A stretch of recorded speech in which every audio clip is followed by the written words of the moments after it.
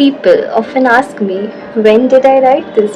As if there was a timeline, there was a date, a specified date when I started to write and I made a goal that I need to finish it. No, it was nothing like that.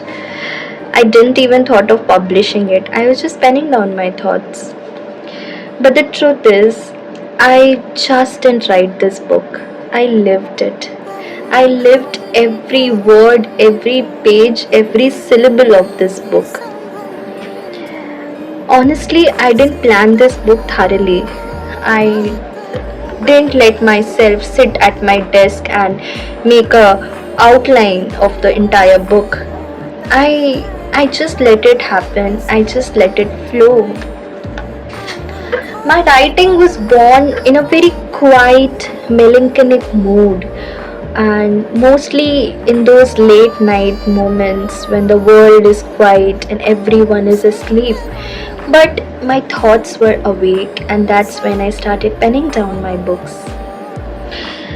I usually turned on soft, melancholic musics, Bollywood sad songs, and I started penning down my book. I usually lit a lamp just enough to keep my page glowing. I wanted a very dark environment so that I could write my book. I didn't want a very bright room because it kinds of ruins the intimacy of remembering. And I had a warm cup of coffee just beside me, and I used to sip it slowly like it was a companion to me. It was like a warmth that would, carry me into words that I couldn't say out loud. While penning down the beginning section, that is when we were infinite, when the love was infinite, I played happy romantic songs like Hum Safar. And that's how the initial pages, the initial section, that is the section 1, was written in joy, in golden light, in a very happy, soothing atmosphere. But as I kept on writing and as I turned the pages and moved on to section 2 and section 3, my mood changed. And because my stories weren't static anymore, the love had faded, the friendship was broken, the memories were already hurt, and so I played on Agar Tum Saath Ho by Arijit Singh. So this singer was really matching with my mood right now, and I played some of his songs.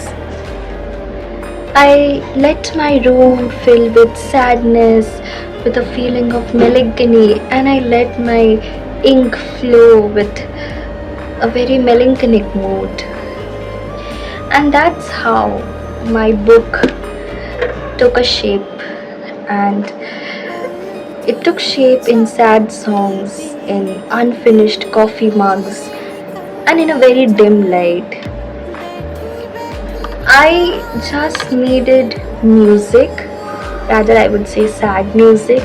I needed silence, and I penned down what I couldn't say. At first,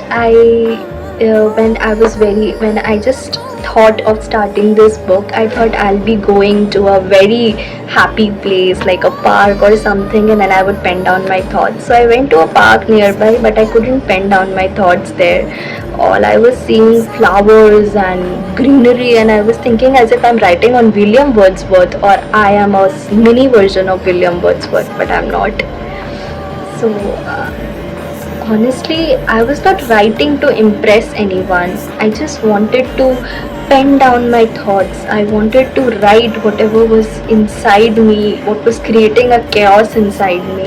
I just wanted to write it down. I just wrote down so that I could survive. So guys, when you read my book and wonder where it came from, I would say that you can just picture a dimly lit room.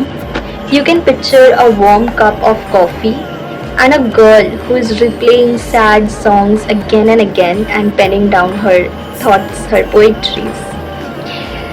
So that's when I wrote all my books. This is my very first book.